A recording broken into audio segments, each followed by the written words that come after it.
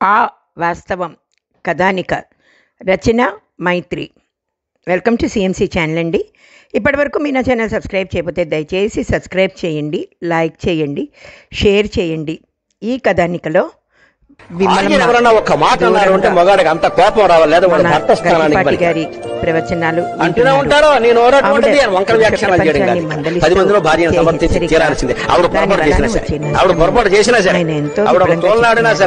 అక్కడక్కడ వినపడకుండా గతం గుర్తుకొచ్చింది.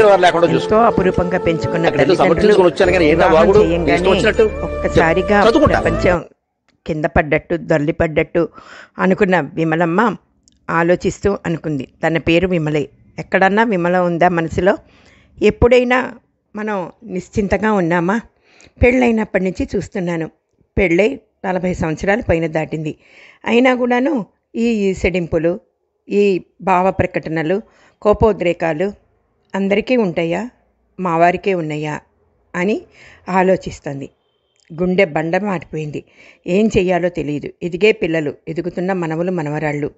ఎలా ఆలోచించినా కూడాను తన జీవితం పూర్తిగా అయిపోయినట్టే అని నిర్ణయానికి వచ్చింది. ఎప్పటికో అప్పటికి ఒక్కసారన్నా ఈయనతో నేను దెబ్బలాడి కనీసం గెలవగలనా? ఆయన చెప్పింది చేసేది ఏదో చిన్నప్పటి నుంచి పెద్దవాళ్ళు చెప్పిన దాని నుంచి తను నేర్చుకున్నది ఏంటంటేను, భర్త అంటే భరించువాడు. ఏది పెట్టినా, ఏది చివాట్లు పెట్టినా, కోప్పడినా, చీర కొని పెట్టినా అంటే ఇవే. వీటికి తలవంచాలమ్మా అని అమ్మ, అమ్మమ్మలు అందరూ చెప్పిన భావనలకి తాను స్వతంత్రంగా జీవించగలను అనే నమ్మకం ఉన్నా కూడాను పిల్లల కోసం కళ్ళు మూసుకొని అలా జీవితయానాన్ని క్యాలెండర్లు మారిపోతూ, లక్ష్మీదేవి క్యాలెండర్ దగ్గర నుంచి ఏవేవో క్యాలెండర్లు మారిపోయినాయి. ఆ తిథులు, డేట్లు, ఏ తిథి, ఏ డేటు, ఏ వారం, ఈ 3 మారుతాయా?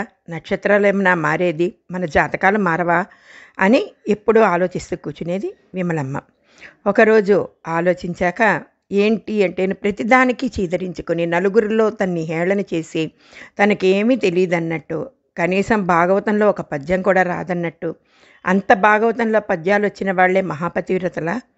ఇంట్లో పిల్లలకి ఏ కష్టము రాకుండా చూసుకునే తల్లులు లేరా అసలు ఈ దేశంలో? ఎందుకు భార్య అంటే అంత చులకన భావన? దీనికి ఓ సామెత మా అమ్మమ్మ ఎప్పుడూ చెప్పేది, అడుక్కునేవాడికి కూడా ఆలిలోకువని. కానీ గరికపాటి వారి మందలింపు నాకెంతో ఉపశమనంగా ఉంది. నువ్వు భార్యని చీదరించుకున్నావంటే నీ అంత దరిద్రుడు ఇంకోడు లేడు అన్నట్టే ఆయన గట్టిగా చెప్పాడు. తెలియని వాళ్ళకి చెప్తే ఓహో ఇదా అనుకుంటారు, తెలిసిన వాళ్ళకి చెప్తేనూ ఇది మాకు తెలుసు అనుకుంటారు. తెలిసి కూడా అలాగే ప్రవర్తించే వాళ్ళకి చెప్తే ఏంటి ప్రయోజనం అని ఆలోచించింది. కానీ తనకి ఒక పరిష్కారం లేదు. పద్దాకా తన్ని ప్రవోక్ చేయటం, ఏది పెట్టినా కూడా ఇది బాలేదంటాం, లేదా నేను ఎప్పుడు పోతానా అని నువ్వు చూస్తున్నావని, ఇలా పరుషవాక్యాలతో ఆమెను నొప్పిస్తూనే ఉంటాడు. ఆమె కొంచెం అందంగా ఉన్నా, ఆనందంగా ఉన్నా, శుభ్రంగా ఉన్నా భరించలేక అదో రకమైన భావనతో ఉండే అతనికి ఏం చెప్పాలో అర్థం కాలేదు విమలమ్మకి. కాకపోతే ఒకరోజు ఆమెకు కూడా కోపం వచ్చింది.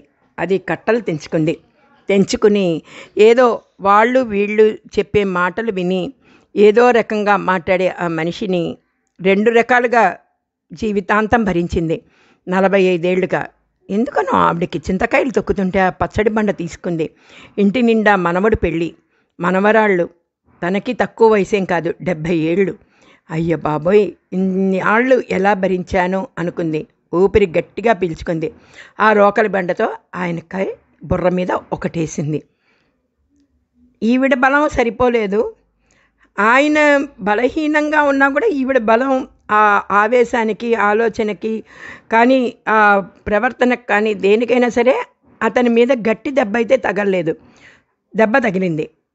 కానీ ఆవిడ మానసిక వ్యధ ఇంత అంతా కాదండి. వచ్చిన వాళ్ళకి, రాని వాళ్ళకి ఆ పెళ్లిలోనూ ఆవిడ పాపం కుళ్ళిపోతూనే ఉంది. అయితే ఇక్కడ ఒక మలుపు. దెబ్బకి వాళ్ళ ఆయన తర్వాత మాట్లాడి కాఫీ ఇవ్వనా అంటే నిలువుగానో అడ్డంగానో తల ఊపటమే కానీ అక్కడ తగలబెట్టనో, నీ దిక్కుమాల కాఫీ తాగడానికి నేను ఒకడిని దొరికాననో, ఈ కాఫీ తాగడానికి కుక్కలు కూడా సరిపోవనో, ఇలాంటి డైలాగులు మాత్రం మళ్ళా ఆవిడికి వినిపించలేదు.